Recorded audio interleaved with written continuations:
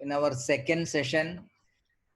So warm welcome to Dr. Bila GK to Nischinda's online sessions. Yeah, and I will introduce Dr. Bila here. Dr. Bela is currently Associate Professor in Department of Community Science, College of Agriculture, Vellayani, Kerala Agriculture University. Dr. Bela is working with a vision for an inclusive society with successful, differently abled children. Her mission is to lead differently abled children towards ability through horticultural therapy. Dr. Bila is Master of Science in Child Development from St. Teresa's College, Ernakulam, MPhil in Human Development and Family Studies from SIET College, Madras University, and PhD in Child Development from Mahatma Gandhi University. Yeah. Dr. Bela has many accomplishments in research and studies related to horticulture therapy, assistive technologies in child development, attention deficit hyperactive disorder management, and diet management in behavior therapy. Dr. Bela has been investigator in many research projects of government agencies and other research agencies, national as well as international projects related to child development and horticulture therapy.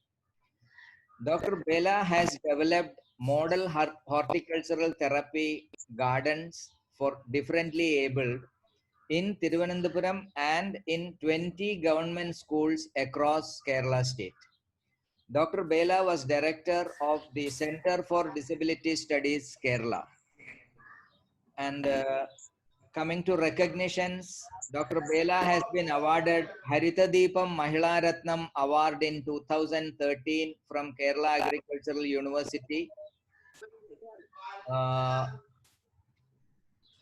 She received Prashasti Patra in 2012 from Madhya Pradesh government for her work in horticultural therapy. And couple of months back, American Horticultural Therapy Association has chosen Dr. Bela for this year's John Walker Community Service Award. I think we all Keralites, it's a very proud for us to be very proud because it's come to Kerala, I think for the first time. And due to COVID situation, she couldn't personally go for the award event. So let us listen to Dr. Bela and see how we can make use of what we have learned in our Nischinda project. So, and again, welcoming you to this session, ma'am, and over to you. Yeah. Morning to you all. Namaskaram. All Malayalis are all Malayalis, or there are different people also, right? So you want me to speak in English? Yeah. Yeah, okay. English and Malayalam you can. Okay, no problem. Yeah. So actually, it's first and foremost, let me just congratulate all the members of Nischinta because it's a wonderful project. I think I heard about it from Dr. Rajiv some 2 years back. From then we are in touch, and I always, this should be a role model project for many other parents across the world. And I'm really happy to be part of this project. And today I would like to speak about horticulture therapy. Definitely horticulture therapy can be included in this Nischinta project as one, an activity center, which can definitely help the children. You can empower the children therapeutically as well as, it can make their life sustainable. So I'll just share some slides to tell you what I think I'm told to take for 30 minutes, right? So I'll just show you some slides. Yeah. So slides to give you an idea what horticulture therapy is. So sir, can I share the screen? You can share the screen. Yes. Yeah.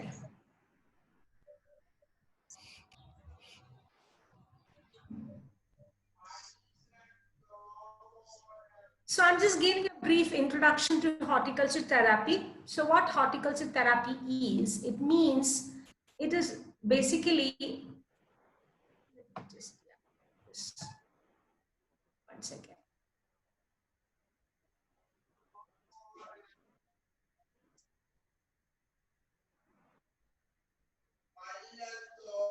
it is an interdisciplinary approach to human development that integrates social and behavioral science. But it's a discipline, in fact. You know, you have to become an horticulture therapist, you have to study at least 3 years. So now we are commencing a course in our agriculture university. It's going to be the first time in India. So basically 3 disciplines come together. It is behavioral science, horticulture, and environment. So what's the purpose of all these 3 disciplines coming together? Development of the human being. So any like child development, it could be adolescent development, it could be all-round development, but sometimes it could be all specific development. So I think it would be nice if this.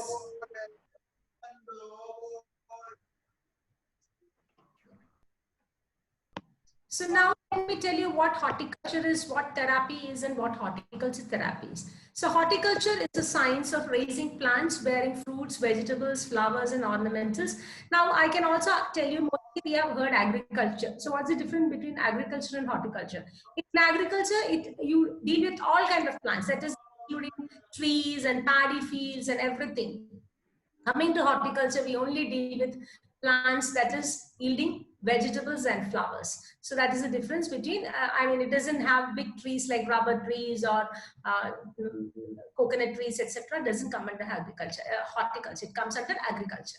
Now, therapy is any act, task, program that relieves tension and aids in physical and emotional well-being. So when you combine these 2 together, that is horticulture and therapy together, then it becomes a practice of horticulture as therapy to improve the human well-being.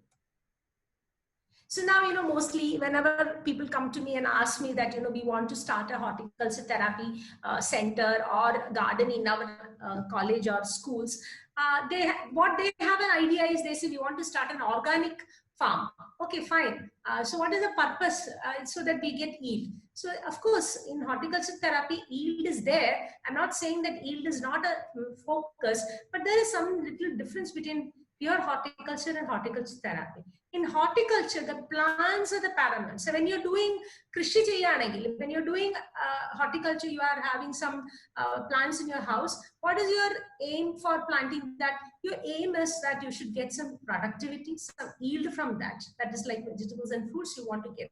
You want some yield. Whereas coming to horticulture therapy, the person who is dealing with that, the person who is interacting with the plant is given more importance, not the plants. Even if the plant doesn't give any yield, it's not a problem. So in horticulture therapy, sometimes you don't need a plant even. Even thinking about a plant, visualizing a plant also can be a therapy. So in this, what the aim is to improve the quality of life, to improve the, through therapy, to improve the quality of life, to improve the health quality of life and well-being. So this is this difference between horticulture and horticulture therapy. Now, the entire horticulture therapy is done based on a theoretical orientation, which is called people-plant connection.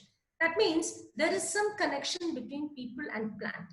See, plants and gardening can be part of all programs that strive to improve the quality of life.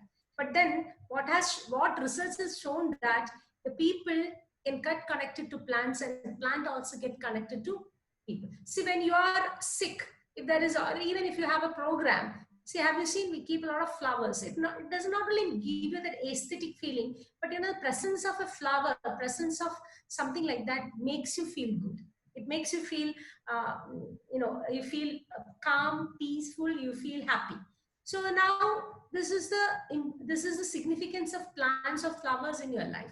Now there is a new discipline called plant neurobiology. A new research on plant intelligence has been done. So it is actually, plants like sunflowers, they have shown some sensory abilities, but scientists, we don't know exactly, what it is or how it is. See, we believe that plants are living things, but we don't know whether plants can sense, whether the plants have some consciousness. So now there are some scientists, few scientists who have worked on plant consciousness. They are the names I just want to say: Monica Gagliano, Michael Pollan, Lincoln Tays, Luther Burbank. So many people are there. Most importantly, a Nobel Prize winner, Barbara McClintock, who has worked on plant consciousness. So let me just give a summarize about what they have been doing research about. Is they say that the plants are analogous structure. They have ways of tackling all the sensory data they gather in their everyday life. integrate it, and then behave in an appropriate way in response. So you know what, they do this, they don't have a structure like brain, but they don't have nerve cells like human beings, but they do have a system for sending electrical signals and even produce neurotransmitters. So there is some function that is happening in them. You can call it as some system, for which, you know, they know how to survive.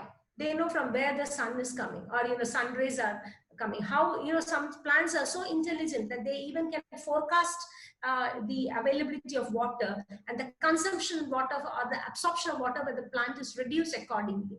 So these means they have some sense of gravity, they have the sense of presence of water, feel that an obstruction is in the way of its root before coming into contact with it.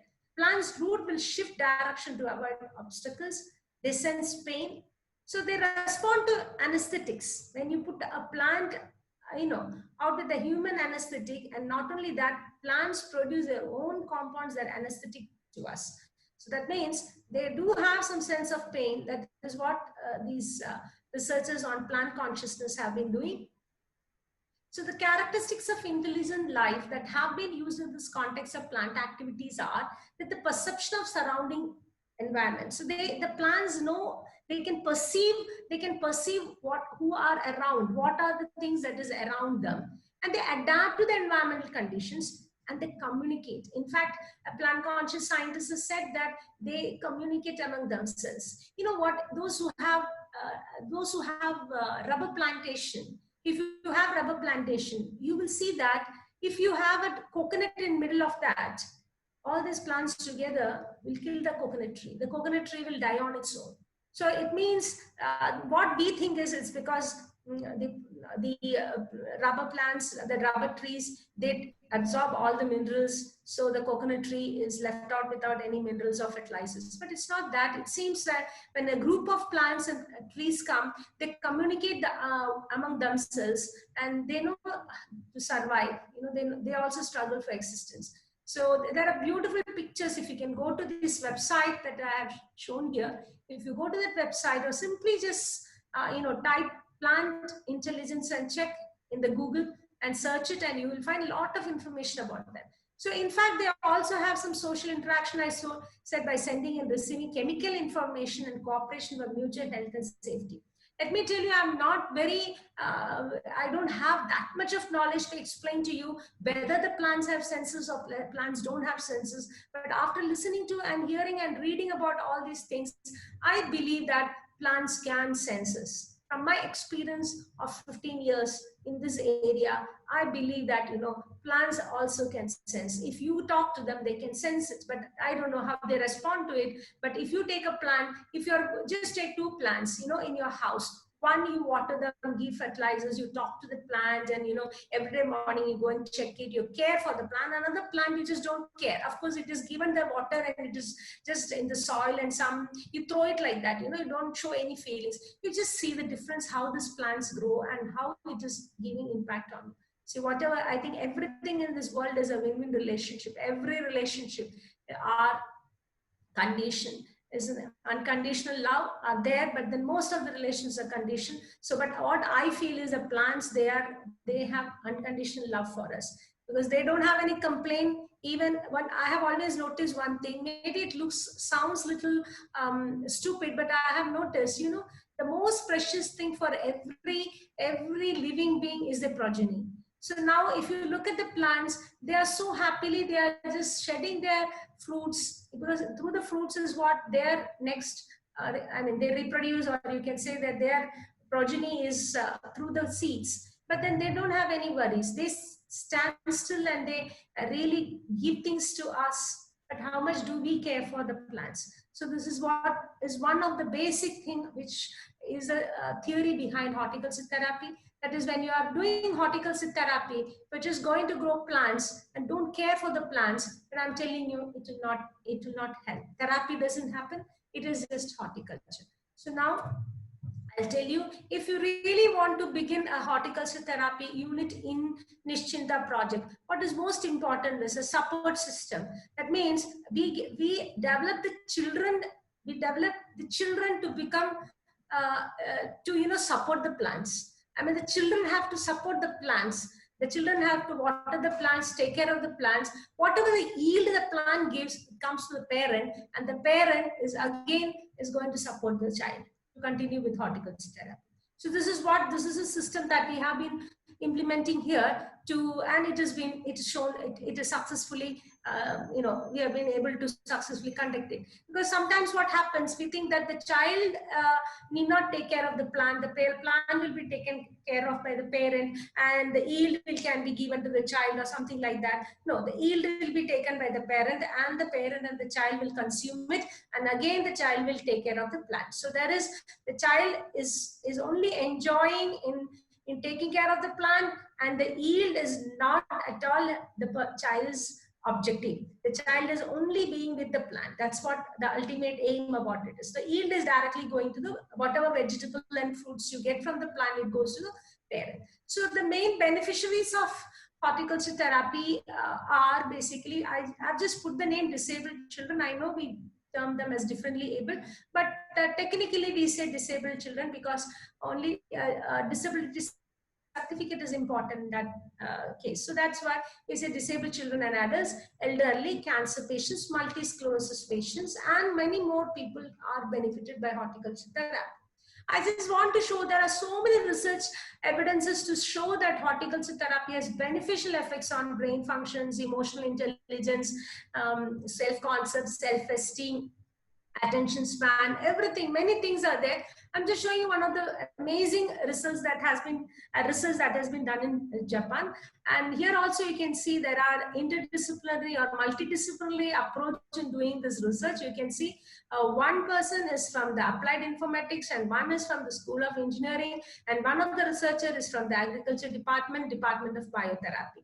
So this is what, and let's see what are their results. So they have found that, after they compared the activated areas before and after in the brain, before and after, and I'm not a neurologist, so what I understood by a layman is that after horticulture therapy, the areas that, the alert areas, the alertness of yourself has increased, or you can say the attention or the focus ability of a person has increased. So now the main components of horticulture therapy is basically we need to have a garden.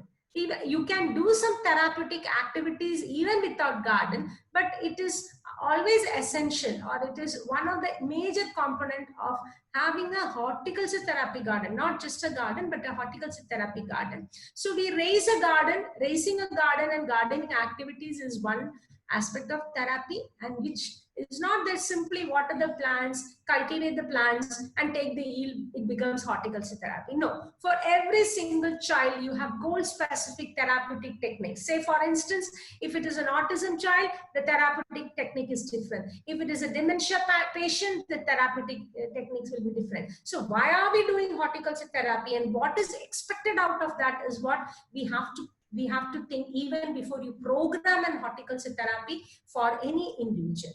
And then not for all it leads to skill development activities, but this slide I'm focusing more on children with autism. So that means through this goal specific therapeutic activities we can also teach or impart some skill development activities for the children, and then we do impact evaluation, that is whether our therapy has any impact on these children. So in coming to first thing is raising the horticulture therapy garden. A landscape of HT garden to implement at College of Agriculture is what I have shown you here. This is what the design is consisted of. We normally this is an institutional garden. We have a wheelchair accessible pavement. So you can see there is a wheelchair accessible pathway. We have pergola, umbrella, raised garden beds, rotating pots, hanging baskets with pulley, vertical garden, round bench around the tree, and hugging tree, garden bench, and a swing. I'll just show you one by one. So now, design for what we have to, majorly what you have to focus on is this horticulture therapy garden is basically to stimulate the senses, the 5 senses. So this design for sensory effects is that looking and seeing. You can see the children. These were our students. We had a training program in our college for horticulture therapy for students who have passed out 12th standard. 12 standards. Some of them have just completed 12 standard. The idea is we wanted students who are 18 plus because it is a university campus. So you can see that what we actually, for sensory effect, what we have to take care of is the garden should have good color. It should have different shapes. You can see different shapes also here, pattern. It should have some contrast and some movement. Movement is like, if you can see there is some cuttings, there are like waves. You can see it as a wave. And it is designed for listening. It should be designed for listening, considering both sounds that occur naturally and those that can be activated by people. Natural sounds include leaves rustling in the wind, birds singing, water trickling, dripping, splashing, rain on, and overhead cover. But this is actually, we can't always depend on the natural sound. So we do activated sounds, like we can have a pond and you can do splashing water, striking. We have a wind chime. We have wind chimes. Then for people who have hard of hearing, for them it will be able to sense vibration and percussive sounds, and these can be provided through sculptures. Different textures we can have in the sculpture. Now, design for smelling. You can see a wall. These are all painted by our students, the students who were differently able. So you can also have design for smelling, flowers with fragrance, leaves with fragrance, other plants without any smell also we can keep, and plants with aromatic and medicinal smells. So these are all the requirements or the essentials in a therapeutic garden. Now you can have some structures which can give the design for feeling and touch. Like you can have like rough surfaces of the tree bark, smooth like flower petals, rich textures, concrete backs of leaves. Hairy, you can have you can have plants which have hairy kind of leaves. Then slimy, and also some shapes like circular flowers, cubic containers, oval fruits, triangular, ivy leaves, etc. And also you can have different weights, some will be heavy, some could be light, this also, because this is basically we are focusing on the visually impaired. So also some temperature, sun-warmed water, cold shaded water, stone next to the soil, all this is for different temperature. And you can have wet and dry, moist and dry soil, sand, freshly shed leaves, older dry ones. We have a mahogany tree there. So mahogany trees, the fruit falls down, it's very heavy. And so children enjoy picking that from the ground. And contrasting densities, hard stone and soft moss. Now for tasting, you can have, for sweet taste, you can have a papaya tree. For bitter, you can go for bitter gourd. Sour, you can go for tomato. For hot, you can go for pungent pepper, or even normal chilies can be cultivated. And for pungent, you can have turmeric, ginger, garlic, all this can be cultivated. So basically what we have is, it's a no-tick concept. We don't, there is no hard like using the spade, manvati we actually don't encourage much, but it's not that it's forbidden. Some children, they love to do it. So for them, we have a spade in our department. We can keep it. Those who enjoy doing it, we definitely give it. So this is no-tick concept. You can see every child's, child is given a plant and the child's name is labeled in the plant. You can see one Binu Tangachan, his plant and his name. So another one is raised garden beds. This is considering the children who are having locomotor disability or who have orthopedic problem. So for that, we have raised bed. This is considering their height or ergonomics conditions. This is what. So that it should not be barrier. Gardening or horticulture therapy should not be a barrier because of their limitations. So this is our raised garden beds that we have made in our department. You can see there is a pathway, and also the raised garden beds, this was in the initial stage. Now this is full of flowers.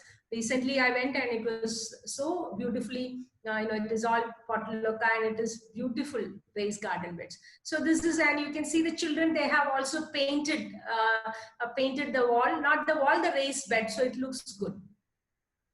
Now we have another very important component that is called rotating pots.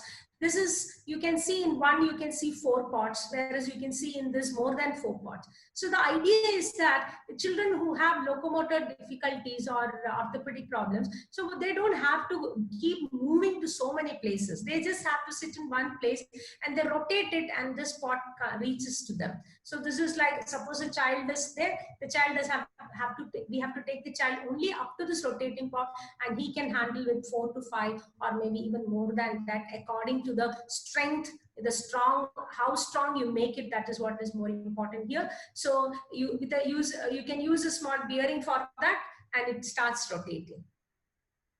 Now we have another component, that is hanging basket with pulley. So the idea is that this is an adapted technique basically for physical challenge who cannot reach up. And moreover, also for children with autism, we encourage them to tie this at the bottom and remove it and then bring it down and water it. So what they do, normally if the parents of autism children know, it is very difficult for them to tie things and all that. So even their own shoelaces, it's difficult for them. So this helps them to overcome, learn some life skills like that. And also it helps in motor development. Coming to umbrella, this is an umbrella. Actually, right now, this is not like this. I took these pictures when the structures are made so that, we get an idea. Right now, the umbrella is like fully filled with leaves, and it will look like, just an umbrella. So this is how we make the structure so that it is easy for the child to, if you're planting any climbers, it will be easier for the child to pluck things when you take the harvesting time. And moreover, it gives an aesthetic beauty for the horticulture therapy garden. Also, you can go for vertical gardening. This is a vertical garden, and I don't think I have to explain more about the vertical garden, because now this is very common and you can see it in most of the malls and many places I've seen this. So this is actually, it is also for the children who cannot bend and work. Some children, they can stand and work, but they can't bend. So in that cases, we encourage them to do vertical gardening. So I'm just showing you, this is the wheelchair accessible pathway. They have some swing, they have chairs to sit and talk to one another. This is our garden in the college, which is, this is an area for around 50 cents and more. So this is how you can have wheelchair accessible pathways. Now you can have container gardening, at least 1 foot deep, 18 to 24 inches across, on wheels if possible. You can have, I'm not going into detail about container gardening. You can take any kind of pots. There are different types of pots available. If not, you can go for a grow bag also. Now coming to horticulture techniques. So now you've understood what is the most important component, that is to have a garden. So in Nischinta project, you can have some space. I understand that there is a good space there. So you can develop a very good horticulture therapy garden. And then once it is done, then you can give techniques for individual child based on the limitation the child has. So how we do, the child has to garden design. So during the garden designing, what are the techniques that we can do? I'll be explaining it. Some soiling techniques, some planting techniques, watering techniques, and also people plant interaction techniques and harvesting techniques. So there are certain techniques when you're in horticulture therapy, even in harvesting. It's not that we do it in the normal manner. So how is it?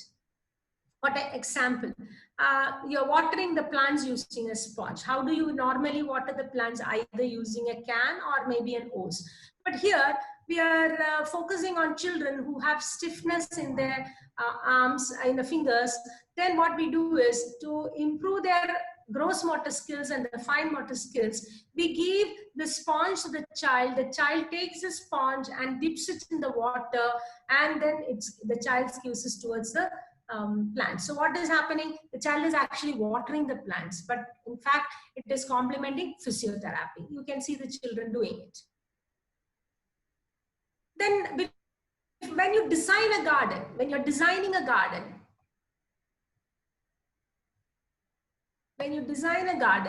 it is like, you can see the children, they are using their fingertips to design the garden. And these clay modeling will aim to improve their fine motor skills. And not only to improve the fine motor skills, it is also to give them an idea about how we are designing the garden. So the children should also know what is the area that we are going to convert. See, this is a miniature garden of what we are actually in future we are going to do. So this is how the children have to, so they develop, it also increases creativity, and also they get an idea about what the garden is, how the garden is going to be. So if the children are there with you, even before you start the horticulture therapy garden, do involve them in every aspect when you are developing the garden. Another thing is, if you have a huge tree in your compound, it is like every day, please encourage the child to simply hug the tree like this. There's nothing, it's not a big technique or something. Simply hug the tree. And hugging a tree, as you all know, it increases levels of hormone oxytocin, which is responsible for feeling calm, and it also helps in emotional bonding. So it increases hormones like serotonin and dopamine, which is also good for children who have ADHD issues. Mostly children with autism also have some ADHD issues. So this hugging the tree, just do it. I mean, there are a lot of studies showing that there's a lot of difference in children who are hugging the tree every day. So it's better you do this and see, just ask them to just hug the tree and stand like this, closing their eyes. Some children, they don't close their eyes. It's okay. You don't have to force on them. Let them keep their eyes open and just hug the tree. Now coming to concept development, this is for small children.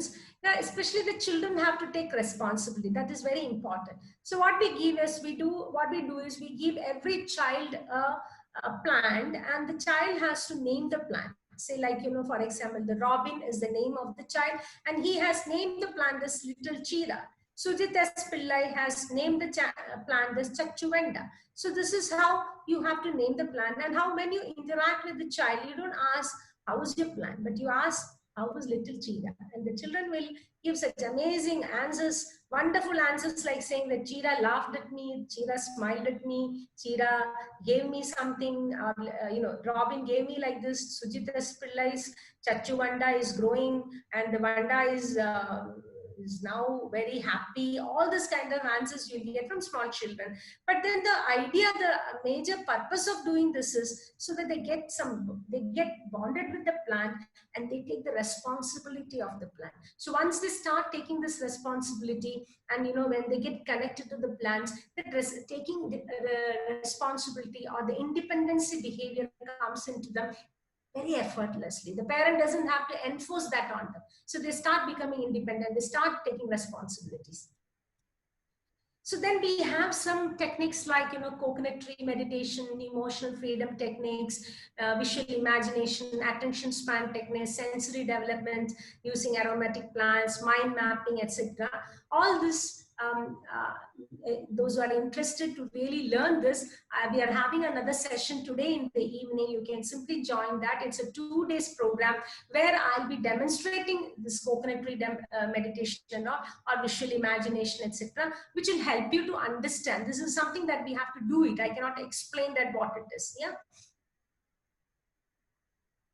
Showing you some of this. This is the right hand side is a visual imagination, and this one is coconut tree meditation or any tree meditation.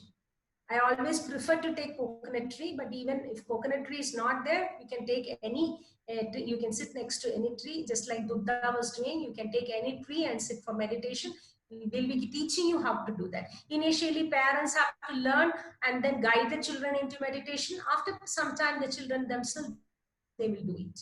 So now, for example, if the children have to undergo speech therapy, what we do is here, they have to hold the water in the throat and spit it to the trees or the plants, like how you can see a boy doing it. And you have to talk to the plants, you have to whisper to the plants. This is something that we force the children to do. And every activity they do it together. So this, you can see the children are together. They're actually doing mushroom cultivation. So, when they work together, it definitely improves their socialization, and that is what we aim to. So, and then physical development, of course, there are so many activities that can actually help them. But if children have some limitations, we really don't encourage them to do it.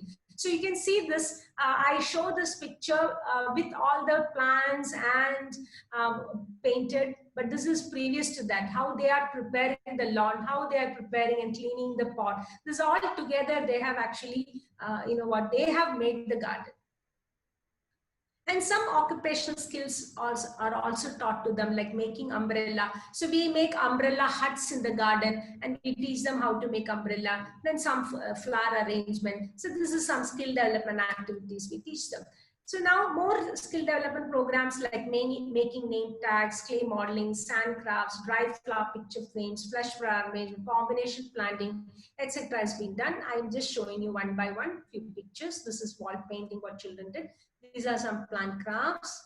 These are Christmas cards and picture frames. These are all made from the plant waste.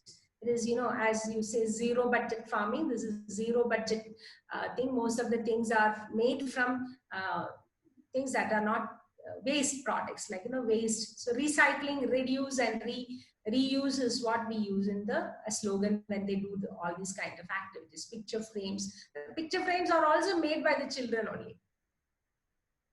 This is made by coconut leaf. This on the left side, what you're seeing is made out of coconut leaves. It's a nice flower vase with coconut leaves, and you can see a bouquet made of coconut leaf. It's not leaves. I don't know what you call in English. Flower.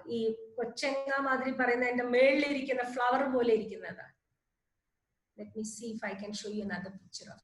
Now, along with that, we have developed some assisted tools like kneelers, so that the children, when go and if they want to sit next to the plant, we have some kneelers like this, which helps them to sit down. So, suppose you want to give this is a program that we can do for a child who is having autism. Now, that is, first the child is given an orientation to choose the crops. See, every child may not like a same crop. So some children like flowers, some children like vegetables, some children like tubers. Even some children like to see every day they go and see how much the tuber has grown. So that is also there a danger when you're, especially if you're going to plant tapioca and all that. But then, even then, whatever they like, an aromatic plant. So orientation, they have to choose the crops. After that, you design a garden, you like clay modeling with the children, and then the child takes a responsibility by naming the plant and give the name of the plant with the child's name. So when you keep a board next to the plant, it's not only the plant's name, but it is all the child's name.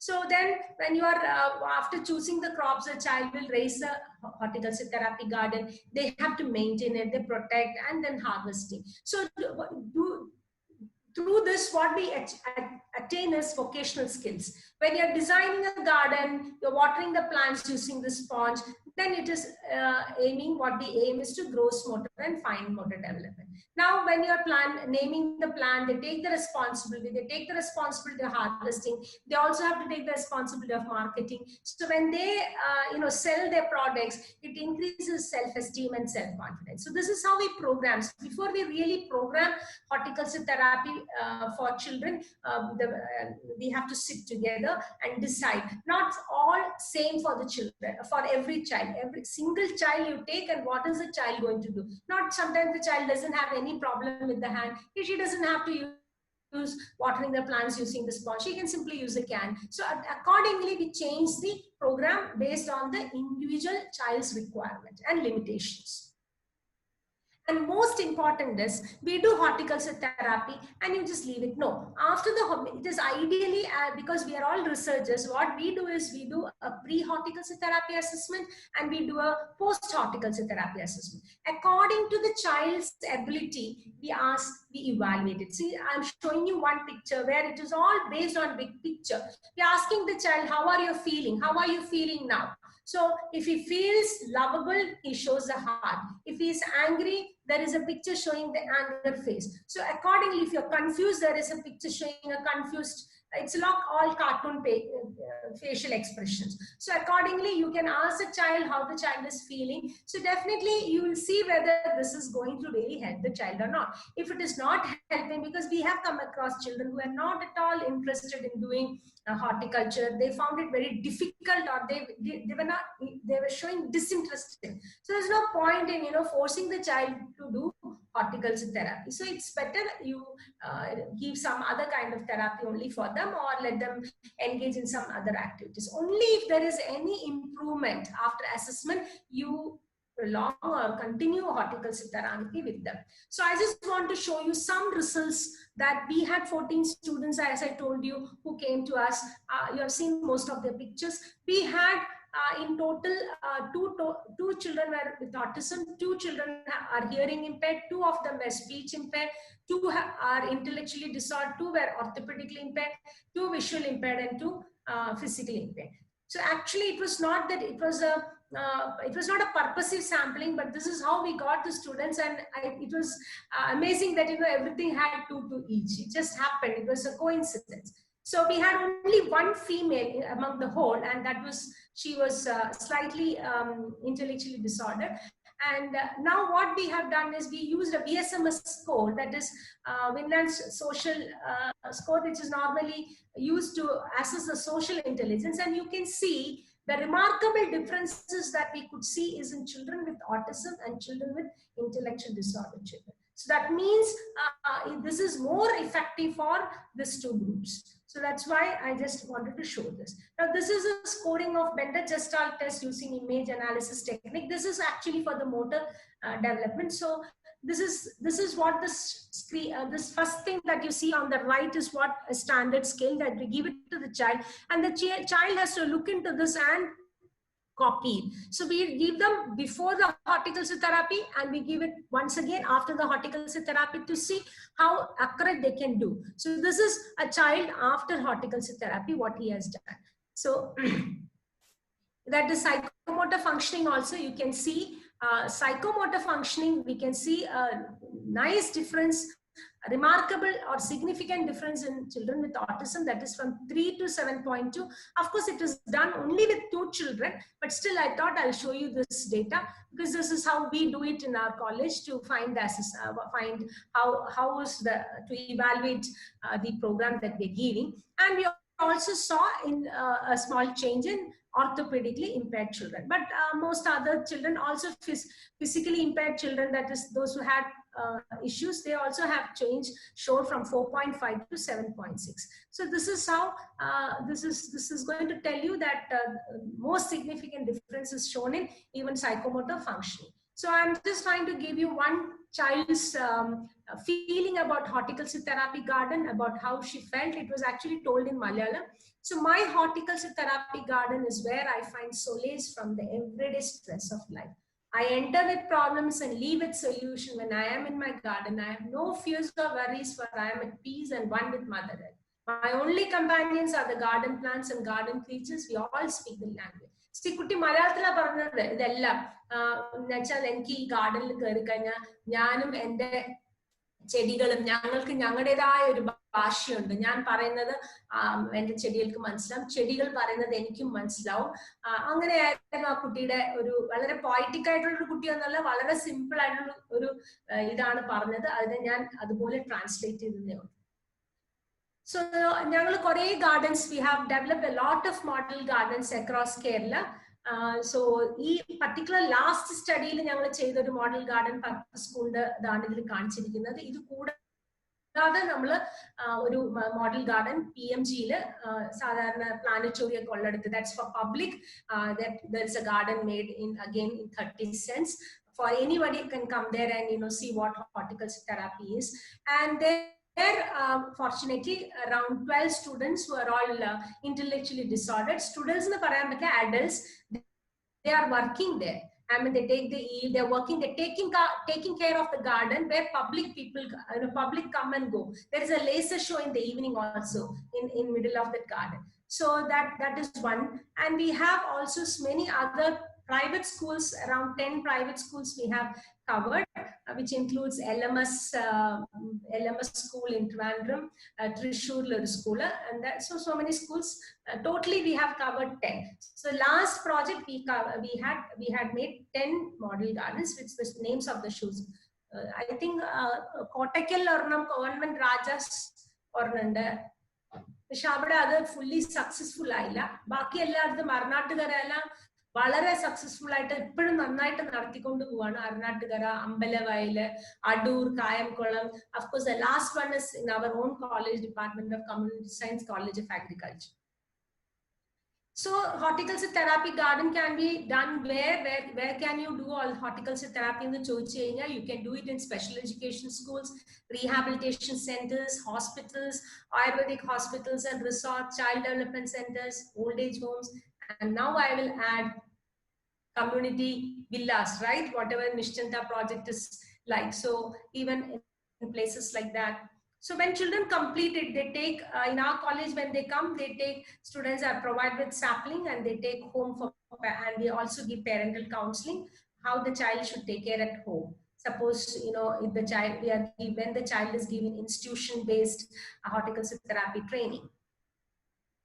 So what I would like to conclude is our children, they don't need sympathy or charity, but we need to give them the opportunity for equality.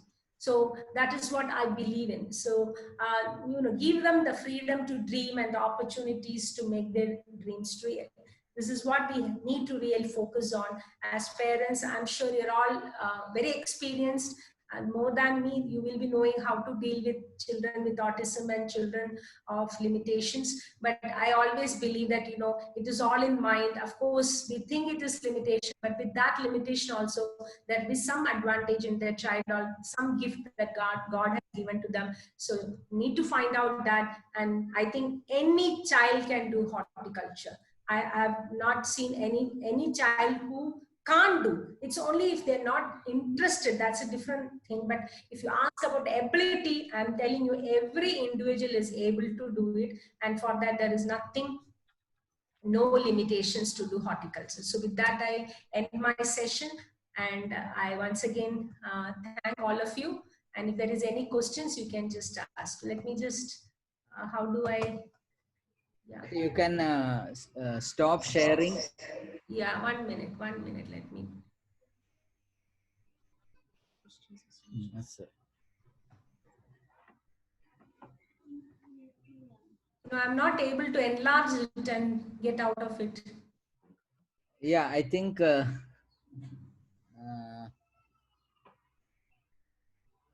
One second. I think any questions? I think in the chat box, I have one question here. And Sri Kumar Menon, I think you can ask the question that you have typed. Yeah, now it's fine. Yeah. Yeah, okay.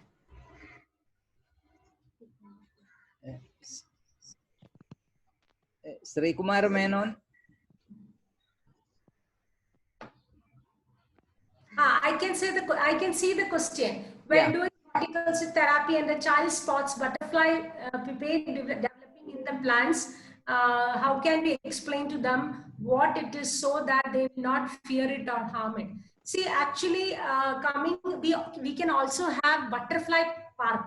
If you go to PMG, along with horticulture therapy, we have a butterfly park also. We encourage butterfly park. You don't have to tell them, they will learn by themselves itself. They will not harm them also. But then you can definitely use your skill as a parent to tell them that, you know, once this butterfly and it will you know, blossom into a butterfly. So that is actually every parent's objective, the child, to explain that to the parents. Any parent can also address to that question. Yeah, I think this question was asked by a parent of Nischinta. Yeah, Sri Kumar. Okay. So any other question? Any questions you have? I think we have spent around 54 minutes. Yeah. Hope it was not boring for you all. I think all the comments in the chat, you can see it was very, very informative. Informative. Well, I just have a question. Yeah, please. I was thinking about the butterfly park. I mean, the garden. I have set up a garden for Archana. I just, if you can give some information about that, I will be happy. So I'll tell you in the today's session, I will tell you, if you really want to develop a butterfly park, you have to identify certain plants. Okay. Certain plants, if you have, see, there is one thing, it is very, you need to be very, it's not very easy to develop a butterfly park, but definitely you can do if you identify and keep the right plants, and they should be together. The plants that I'm going to tell you, that should be planted together. Then you can attract butterfly if there is butterfly in that locality. I'm getting few butterflies, but I thought more like 4-5 varieties I have. Very good, very good. Very beautiful to have a butterfly. Yeah. So you just joined the today's evening session where I'll be speaking about how to develop and in fact butterfly park. What are the main plants that you have to focus on? If you can send me the ID, yeah, I will share the ID of session in our family group. Okay, thank you. So we have, I understand today and tomorrow we have sessions, right? Yes. Yeah. And sir, I would like to introduce one more person from our faculty from our department has joined.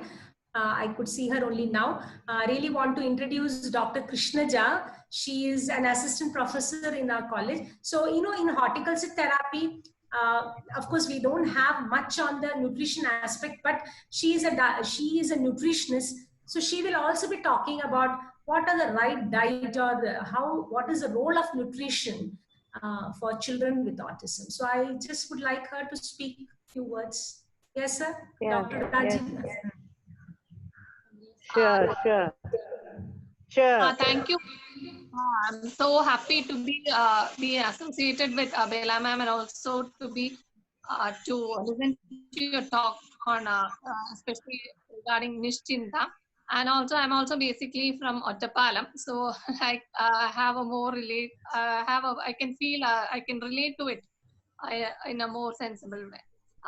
So happy, Bela ma'am has given you lots of information. You can make use of her expertise. Please do make use of her expertise.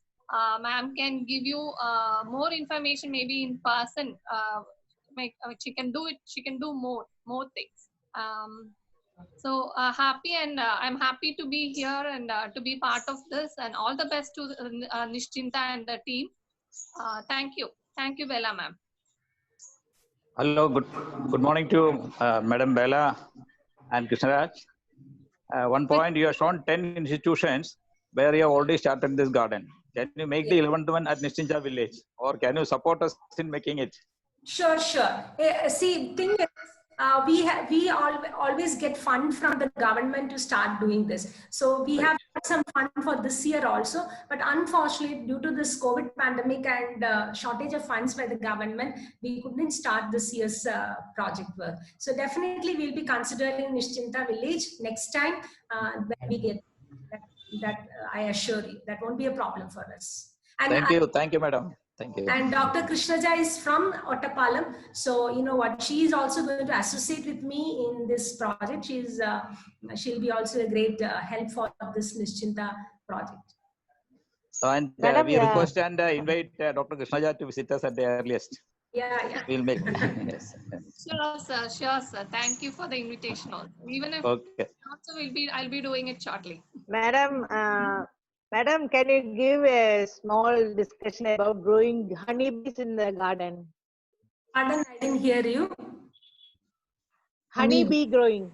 No, we don't encourage honeybee cultivation in horticulture therapy. For our special children, it is not advisable for our special children. In fact, you know, in our garden there was a honeybee. You know what? I was there. We had actually destroyed it. We destroyed it in our college. Got it. On wall, it was there. We destroyed it. It was not advisable for them. Okay. Thank Madam, you, madam. Prashant Nair said, I have a query. Yes. I just wanted to ask. Number one, for some of our children, they are having seizure problem. So yes. While doing the horticulture therapy activities like bending and doing something, whether it will be adversely affecting them. That is my first question. My second question, some of these species of plants may be creating some kind of problem to special children. Is there any problem in doing some kind of plantation like specific species? Can you give some guidance? Yeah, see, basically, we have done a lot of research on identifying the crops that is good for children. So, like suppose plants which has got sap, roses are not there as part of the horticulture therapy. So that's what I said. The first step is identifying of the crops. If you attend my session today evening, we'll be explaining it in a further detailed manner, and we'll be having also one horticulturist who will join us. So it will be useful if you join today's evening session. And coming to the first question that you said, because of attending the horticulture therapy, no activity is such which will, which will cause a seizure. But of course, the hugging tree will help a lot. It will help a lot, and we are always doing these in a community base or in a group. So even if something, you should always go for medication. You should always be having all that what is required for the child should be taken care of. But in the horticulture therapy activity, any child has a problem, we are all there together. It is always a teamwork. That's all I can say.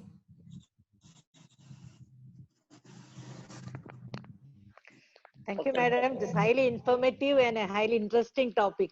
Thank you so much. I hope I could do justice for everybody's question. And I'm telling you one thing. It is always, suppose I tell you ice cream is so sweet, it's so cold, it's so nice. If I keep on explaining about ice cream, how much ever I explain about the ice cream, unless and until you taste it, you'll never know what is the taste of an ice cream. Similarly is the case of horticulture therapy. It is, in fact, what we say is it is a journey from the head to the heart. So when you do it, you have to do it with your heart, with your children, and you can see a tremendous changes and remarkable improvement in your children only with this, kind of what you say. You have to believe in that my child will if it will affect my child in a positive manner, only then it will be positive. That's what I have experienced. If parents themselves, they think, no, my child cannot do horticulture and it is a waste of time, he doesn't do anything at home, then it doesn't work. When the parents supports with a positive attitude, it definitely works.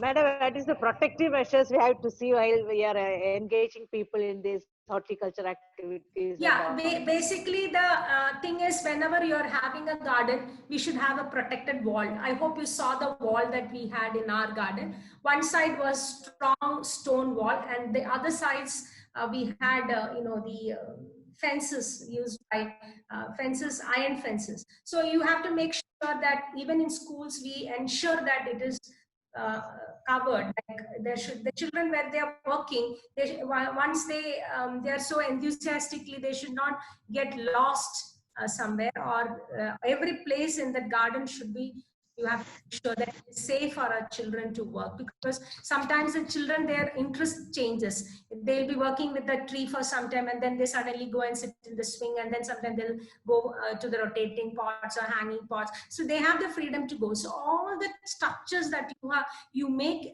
in the garden should and you ensure that it is safe for the children. That is one.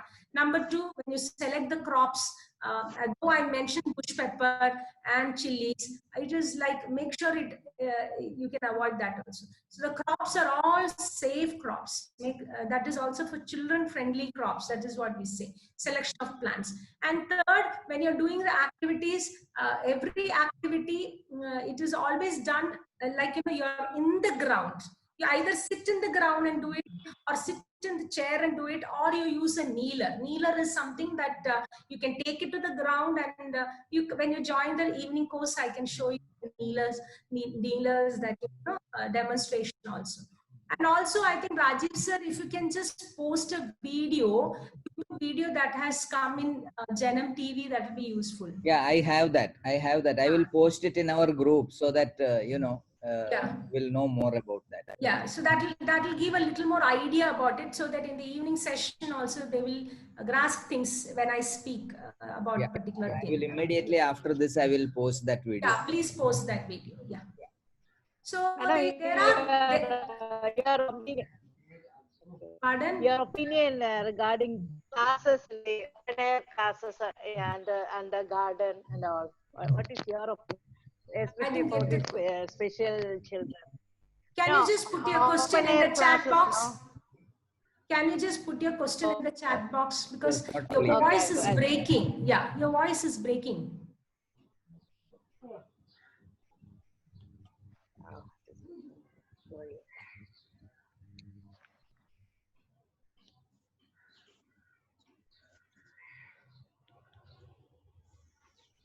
So, sir, your Nischinta group project, there are 100 families, right? That's what Yeah, we are.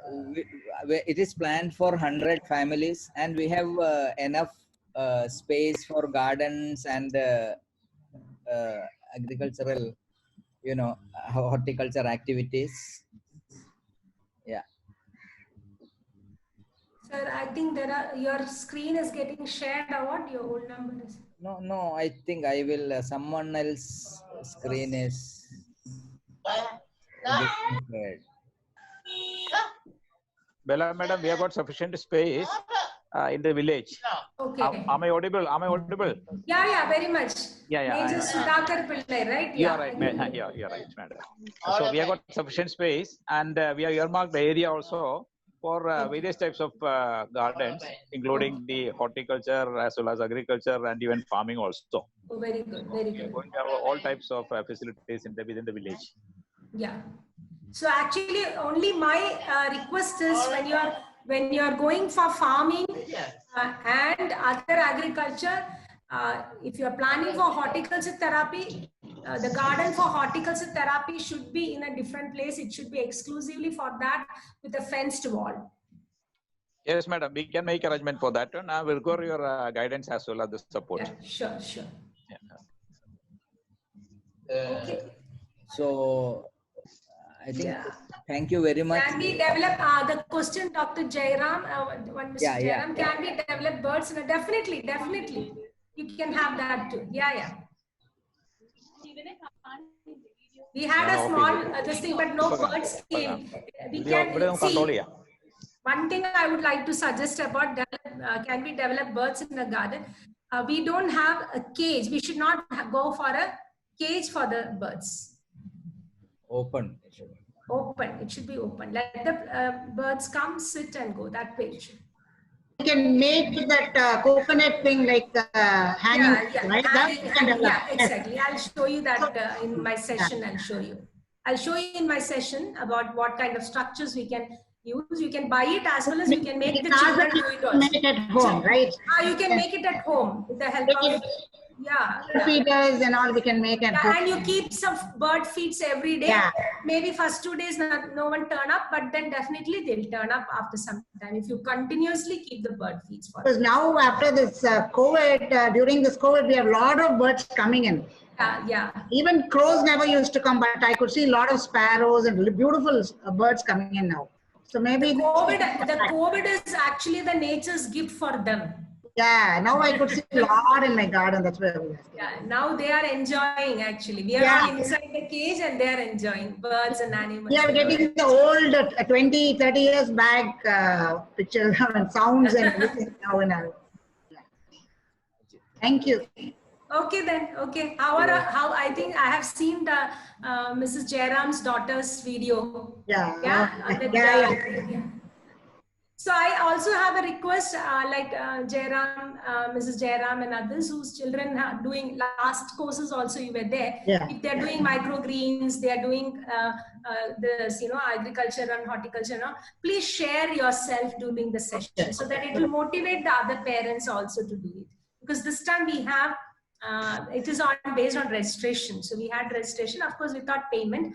We have so many parents from outside India, and there was 2 people who wanted to join from Iran, but unfortunately Zoom is being forbidden in Iran. US have considered Iran in the blacklist, so they can't join. So we'll be live streaming our program in FB also. Okay. Nice if people are already doing horticulture therapy or doing some kind of agriculture activities with the children, please share your experience. I'll be inviting you. Yeah. One question, ma'am. Yeah. Say we are in Chennai. We want to have some herbal plants growing for our son. Can you please kind of herbal plants we can grow and where we can get good seeds or good plant saplings? Can you please tell us? In Chennai, I don't know where you will get it, but I can tell you there are so many herbs like, herbs which is nutritious as well. I don't, what is Dr. Krishnaja, do you know the name of the scientific name or the English name of Taldama? Anybody knows Taldama? Taldama, I think. Because she's from Tamil Nadu. I'll definitely answer to this if you're joining it. I'll tell you the herbs like Panikurka, Taldama, then you have aroma herbs like, and the curry leaf itself is a herb. So all this you can include. And what is your purpose of asking this question? Why you want herbs? When you are generally, medicinal values I always see. So in that case, when we see right now during this COVID pandemic, what is important is herbs can play a big role in boosting your immunity. So in that case, garlic is also, I know some plant which is with medicinal values. Garlic and turmeric is what is advisable at this point of time. And along with that, there are plenty of herbs. Yeah, whichever herbs you get it, any herb. See, what is the difference between a herb and a vegetable plant? It is actually based on the consumption. See, let me just explain one more thing. See, it's every plant, it gives yield and it has got the guna based on Ayurvedic nutrition. So the guna is 3 types of guna: sattvic guna, rajasic guna, and tamasic guna. See, either this guna is there in us, in our children, in the time, in the nature, everything. So I'll tell you what are the 3 types of guna actually is. Sat means sattva, that is serene, calm, that is the meaning of sattva. Raja means domination, like Raja, aggressive, like Raja's behavior. Tama means inertia, it is darkness. So these 3 is required for us. Like for instance, early morning if you get up, you will feel sattvic.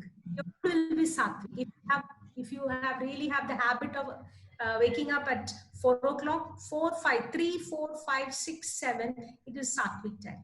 After 7, it becomes a rajasic time. From 7 to 9, it is very active. That's the time you're getting ready to go to the college or to the office, And after 10, it becomes tamasic.